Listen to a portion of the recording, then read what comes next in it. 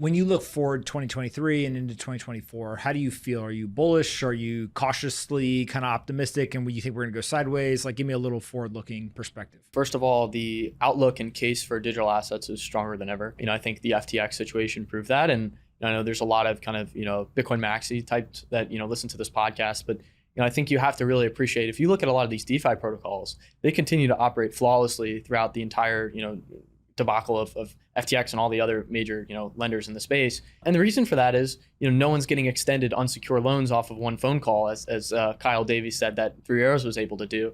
It doesn't matter who you are, you have to maintain the same LTV as everyone else in these DeFi protocols. No one gets any special treatment based on their connections or anything like that, right?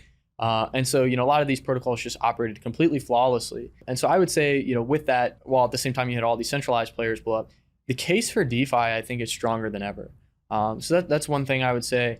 And then on Bitcoin specifically, I think the kind of need for, a non-political asset that is for enemies is stronger than ever. I mean, if we look at all the kind of geopolitical craziness that took place this year, you now have countries that are trying to move off a dollar standard as, the US basically said that they're going to be using SWIFT as a weapon moving forward. That's kind of their big bazooka that they could pull out, and they immediately pulled it out once, the Russia Ukraine situation began to unfold, and kind of showed their cards of, the kind of biggest move that they could make from like a non-physical, war standpoint. I think that was probably the biggest move that they could make against a country without, physically going to war with them. And so I think with that, a lot of countries, and this is something China's known for a while, as they've stopped buying US treasuries, you can essentially just get completely cut off from your, reserves. And that's what happened in Russia earlier this year, and the entire, financial system. And so I think you have a lot of countries that are probably waking up to the value proposition of BTC over the last year. Wouldn't be surprised if you have sovereign wealth funds or central banks in,